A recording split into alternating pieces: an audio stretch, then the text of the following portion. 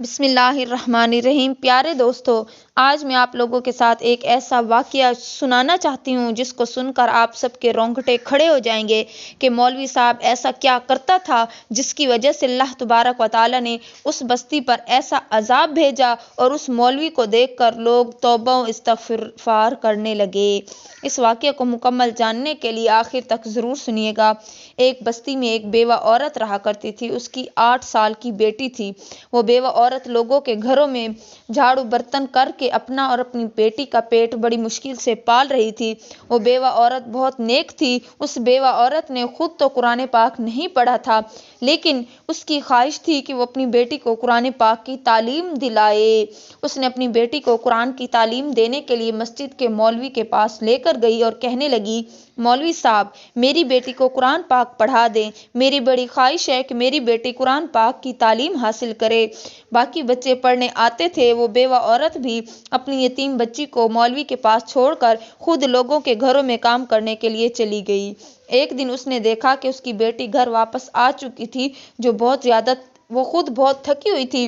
اس نے اپنی بیٹی سے زیادہ بات چیت بھی نہ کی اور اپنی بیٹی کو کہا کہ وہ بھی سو جائے اور مجھے بھی سونے دے کیونکہ میں بہت تھک چکی ہوں۔ کافی دن اسی طرح گزر گئے۔ ایک دن صبح ہوئی۔ اس نے اپنی بیٹی کو کہا کہ جلدی اٹھے اور قرآن پاک پڑھنے کے لیے چلی جاؤ تاکہ تم لیٹ نہ ہو اور مولوی صاحب تمہیں مارے نہ۔ صبح صبح بچی ضد کرنے لگی کہ اماں مجھے نہیں پڑھنا، میں مسجد میں نہیں جانا چاہتی۔ یہ سن کر اس کی ماں کو غصہ آ گیا کہ کیوں نہیں پڑھنا؟ تیری خاطر میں نے لوگوں کے گھروں میں کام کرتی ہوں، برتن دھوتی ہوں، مگر پھر بھی تجھے اسکول کی تعلیم نہیں دے سکتی۔ اگر مفت میں مولوی صاحب تمہیں قرآن پڑھا رہے ہیں تو کیوں نہیں پڑھنا چاہتی؟ وہ بچی کہنے لگی، ماں میں تیرے ساتھ لوگوں کے گھروں میں جا کر برتن مانجھ لیا کروں گی، مگر مجھے مسجد میں مولوی کے پاس پڑھنے نہیں جانا۔ اس کی بات سن کر اس کی ماں اسے تھپڑ مارا اور کہنے لگی، تجھے نیک بنانا چاہتی ہوں، تجھے آسمان پر چمکتا ہوا دیکھنا چاہتی ہوں اور تو زمین کے خواب دیکھ رہی ہے۔ اتنا کہہ کر اس کی ماں نے اس کا ہاتھ پکڑا اور پھر اسے لے کر مولوی صاحب کے پاس گئی اور کہنے لگی کہ خبردار، آج کے بعد ایسی بات منہ سے نکالی۔ وہ بیوہ عورت اپنی بیٹی کو لے کر تیز تیز قدموں کے ساتھ مسجد کی طرف چلی جا رہی تھی اور ساتھ میں اپنی بیٹی کو ڈانٹ رہی تھی اور کہہ رہی تھی، میری خواہش ہے کہ تم حافظ قرآن بنو اور تو ہے کہ تجھے اپنی ماں کی خواہش کا ذرا بھی احساس نہیں۔ اس کی بیٹی مسلسل روئے جا رہی تھی۔ مسجد کے قریب جیسے ہی پہنچی، بیٹی نے ماں کا ہاتھ چھڑوانا چاہا کہ ماں مجھے نہیں پڑھنا، مولوی انسان نہیں ہے، مگر اس کی ماں اپنی بیٹی کی بات کو ذرا بھی غور سے نہیں سن رہی تھی اور نہ ہی اس کی بات کی طرف توجہ کر رہی تھی۔ وہ یہی سمجھ رہی تھی کہ بچی نہ پڑھنے کی وجہ سے بہانے کر رہی ہے۔ اس کو کھینچتے ہوئے مسجد کے اندر لے گئی۔ وہ ایک چھوٹی سی مسجد تھی جہاں گاؤں کا مولوی بچوں کو قرآن پاک پڑھانے کے لیے آیا کرتا تھا۔ مولوی صاحب اس یتیم بچی کو روتے ہوئے دیکھ کر بری طرح گھورنے لگے۔ وہ بچی مولوی کی آنکھیں دیکھ کر ڈر گئی، سہم گئی۔ اس کی آنکھوں سے آنسو جاری تھے۔ وہ معنی خیز نظروں سے مولوی اسے دیکھ رہا تھا اور پھر وہ عورت مولوی صاحب سے کہنے لگی کہ مولوی صاحب، آپ میری بیٹی کو سمجھائیے کہ قرآن پڑھنا انسان کے لیے کتنا ضروری ہے۔ میں تو روز اس کی ضد سے تنگ آ چکی ہوں۔ مولوی صاحب نے ایک نظر اس بچی پر ڈالی۔ میں بچے کو قرآن پڑھانے کے بعد 1 گھنٹہ مسجد میں اس کو رکھوں گا اور اس کو سمجھاؤں کہ قرآن پاک پڑھنے کی کتنی اہمیت ہے۔ یہ سن کر بچی خوف زدہ ہو گئی۔ اس کی ماں نے اپنی بیٹی کا ہاتھ مولوی کے ہاتھ میں دیا اور خود مسجد سے باہر نکل گئی۔ وہ عورت لوگوں کے گھروں میں جھوٹے برتن مانجا کرتی تھی۔ اس کے بعد یتیم بچی گمسم رہنے لگی، ذرا ذرا سی آہٹ پر ڈر جاتی۔ وہ اپنی ماں کے ساتھ سویا کرتی تھی، اکثر نیند میں بڑبڑایا کرتی، خدا کے لیے میرے ساتھ ایسا نہ کرے۔ اس کی ماں یہی سمجھ رہی تھی کہ مولوی صاحب اس کو ڈانٹتے ہیں اس لیے ایسا کرتی ہے، لیکن اسے کیا پتا کہ قصہ تو کچھ اور ہی تھا۔ جب بھی وہاں اپنی بچی کو اپنے گھر دیکھتی، ہمیشہ ڈری سہمی رہتی اور خاموش رہتی۔ اس کا چہرہ زرد پڑا ہوا رہتا، مگر اس کی ماں نے کبھی بھی یہ جاننے کی کوشش نہ کی کہ آخر میری بیٹی اتنی خوفزدہ کیوں رہتی ہے، یہ خوشی سے قرآن پڑھنے کے لیے کیوں نہیں جاتی۔ شاید کہ اس کی بیٹی آخر مسجد نہ جانے کی وجہ مولوی صاحب کی حرکتیں ہیں۔ ایک مرتبہ اللہ کا کرنا ایسا ہوا کہ اس کی بیٹی مسجد سے واپس نہ آئی۔ اس کی ماں یہی سمجھ رہی تھی کہ شاید مولوی صاحب اس کو یہ سمجھا رہے ہیں کہ قرآن پڑھنا انسان کے لیے کتنا ضروری ہے، اس لیے اب وہ بچی ہمیشہ مسجد سے دیر سے آتی اور جب آتی تو خود کمرے میں چلی جاتی اور رونا شروع ہو جاتی۔ اس کی ماں اس لیے یہ نہ پوچھتی کہ مولوی صاحب اس کو ڈانٹتے ہوں گے اور اس لیے یہ رو رہی ہے، الٹا اس کی ماں پریشان ہو جاتی اور اللہ سے دعا کرتی، یا اللہ मेरी बेटी के दिल में कुरान पढ़ने का शौक पैदा कर दे। लेकिन आज तो 2 घंटे हो चुके थे, अभी तक नहीं आई थी। उसने सोचा मैं खुद जाकर देखती हूँ, आखिर मेरी बेटी अभी तक क्यों नहीं आई। जैसे बेटी सामने गई थी, अभी तक नहीं आई कि वो क्यों नहीं पहुंची। ये सोच जैसे ही वो मस्जिद पहुंची और फिर ये सुना कि मेरी बेटी वहां से आ चुकी है लेकिन घर नहीं पहुंची, ये सुनकर उसकी माँ का दिल कांप गया। आखिर मेरी बेटी अभी तक घर क्यों नहीं पहुंची। तो वो उस शख्स को कहने लगी कि नहीं, तुम्हें कोई गलतफहमी हुई होगी। मौलवी साहब हमेशा मेरी बेटी को देर तक समझाते रहते हैं ताकि इसके दिल में कुरान पढ़ने का शौक पैदा हो। वो शख्स कहने लगा, मस्जिद के अंदर जाकर देखो, मौलवी साहब से पूछो कि मेरी बेटी कहाँ है। उस शख्स के चेहरे की रंगत उड़ी हुई थी, बार बार अपने चेहरे से पसीना साफ कर रहा था। तो फिर कहने लगा, देखो मस्जिद में कोई नहीं है, तुम ऐसा करो कि मौलवी साहब के घर चली जाओ, वहां जाकर उनसे पूछ लो अपनी बेटी के बारे में। वो बहुत ज्यादा परेशान थी। मौलवी साहब के घर गई, उसकी बीवी ने दरवाजा खोला और कहा, मौलवी साहब तो अभी तक घर नहीं आए, वो हमेशा ही लेट आते हैं। मस्जिद से आने के बाद वो गाँव के सरदार के बच्चों को कुरान पढ़ाने के लिए चले जाते हैं। ये सुनकर तो उस औरत का दिल जैसे धड़कना ही बंद हो गया। वो बहुत ज्यादा परेशान थी। जैसे ही घर पहुंची, सामने जो मंजर था वो नाकाबिले हालत देखकर उसकी मां को बहुत झिझका लगा। उसने आगे बढ़ी और वहां पर अपनी बेटी को देखा तो भागकर अपने सीने से लगाया। जब देखा तो उसकी बेटी तो आखिरी सांसें ले रही थी, बाल सारे बिखरे हुए थे, चेहरे पर जख्मों के निशान थे। इसे देखकर इसके दिल में बुरे बुरे ख्यालात आ रहे थे।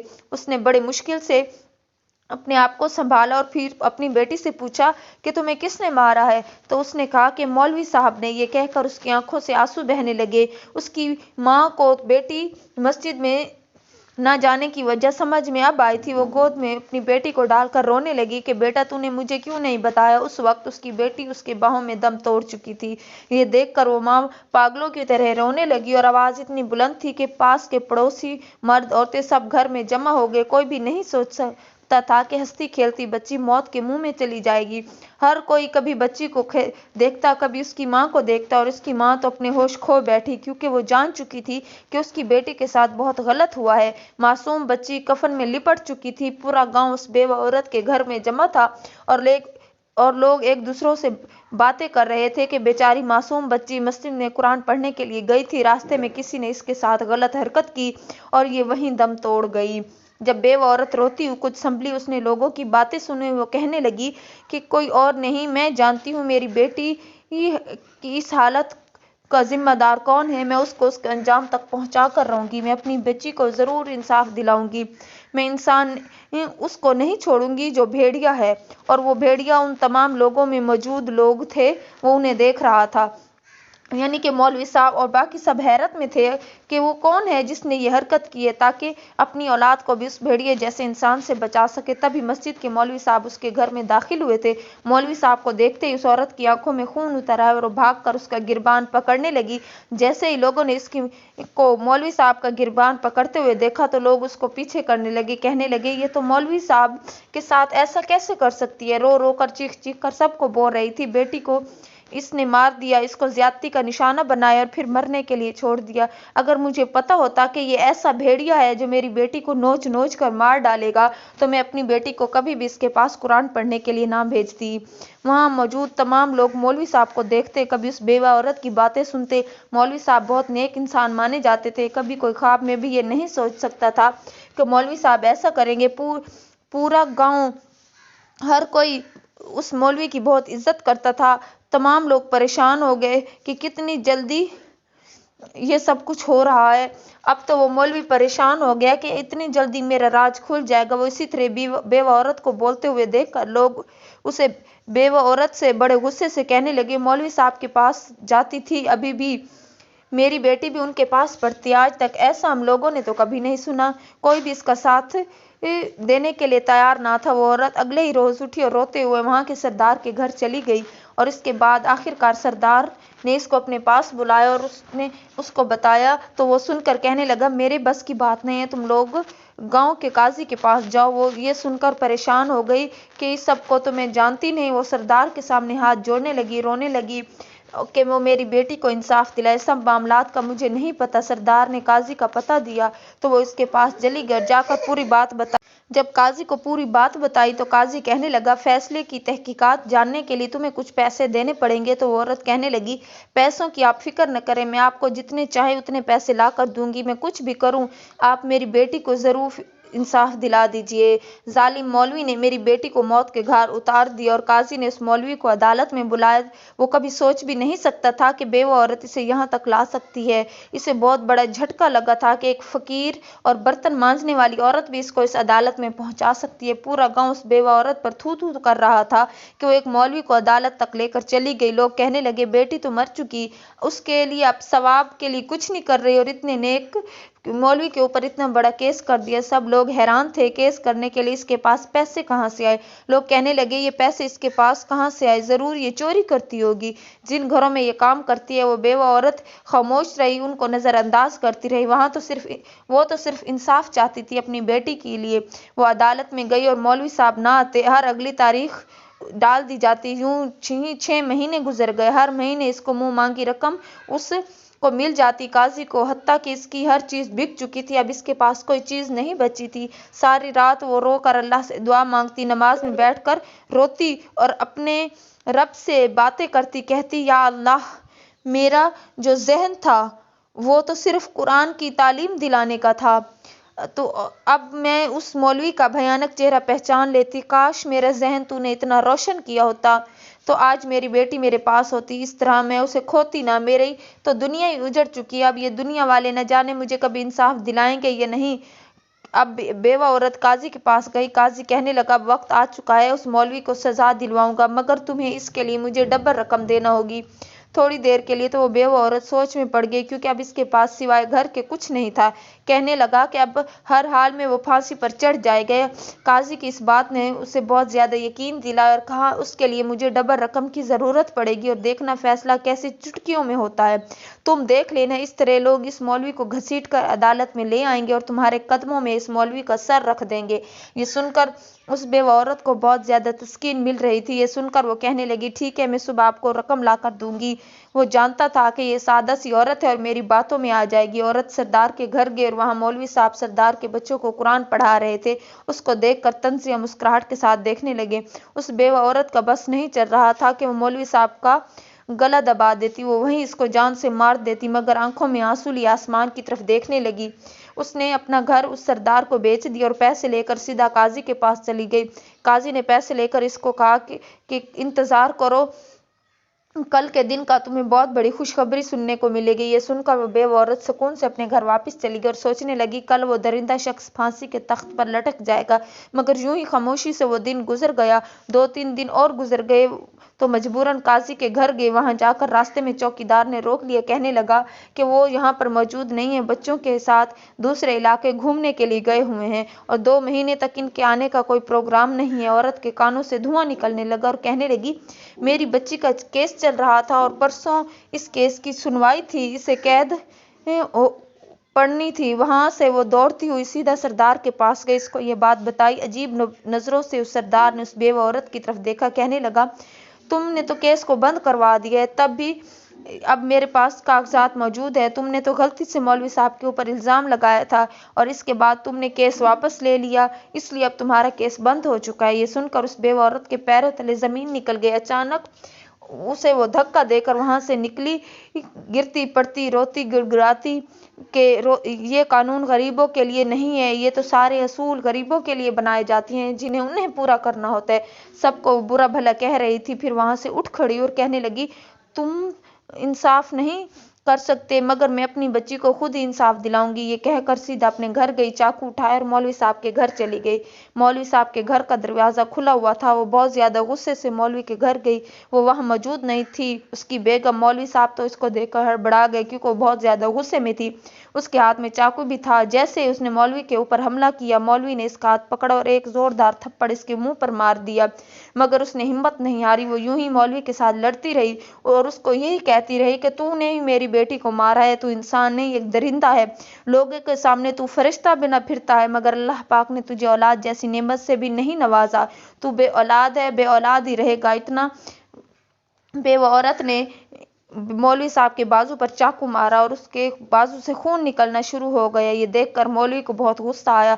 उन्होंने पूरी ताकत और कुव्वत से बेवत औरत को थप्पड़ मारने शुरू कर दिए और वहीं चाकू पकड़ उसके सर पर ज़रबे लगानी शुरू कर दी। वो सारी खून से भर चुकी थी और उसके सर से भी खून बह रहा था। वो कमज़ोर और बेवा औरत अपने आप को बचाने के लिए मौलवी को नोच रही थी, मगर वहीं उस मौलवी दरिंदे ने उस बेवा औरत के साथ भी वही कुछ किया जो उसकी बेटी के साथ किया था। उस मौलवी ने किसी फजूल चीज की तरह उसे उठाकर घर से बाहर फेंक दिया। वो बेहोश हो चुकी थी। जब होश में आई तो उसका ज़हनी तवाज़ुन बिगड़ चुका था। दुनिया की कोई शय का उसे होश नहीं था। पहले बेटी की मौत का गम, गुर्बत की सताई हुई बेवा औरत और काजी के अदालतों के चक्कर लगाकर जलील हो चुकी थी। उसकी हर चीज बिक चुकी थी, मगर अब वो पागल हो चुकी थी। लोगों के दरवाजे बजाकर उनको कहती, देखना तुम लोगों के मुझे इंसाफ नहीं दिलाया, मेरी मदद नहीं की, मेरी बच्ची मर गई, तुम लोगों ने मुझे इंसाफ नहीं दिलाया, अब मेरा अल्लाह ही मेरा इंसाफ करेगा, तुम लोगों ने तो मेरा साथ नहीं दिया। पहले तो लोग इसकी बातें सुनकर शर्मिंदगी महसूस होते, दुख महसूस करते, लोग उसको खाने भी दिया करते थे, मगर जब आहिस्ता आहिस्ता इसकी बददुआ बढ़ती गई तो लोगों को इस पर गुस्सा आना शुरू हो गया। अचानक ही ज़ल्ज़ला आया जिससे लोग कांप कर रह गए।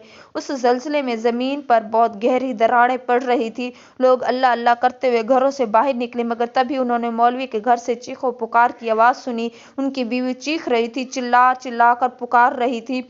उसकी आवाज़ जो थी तो तमाम लोग दौड़े हुए उसके घर पहुंचे। जब लोगों ने देखा तो उनकी रूह लरज गई। लोग कांप उठे, तौबा तौबा करने लगे।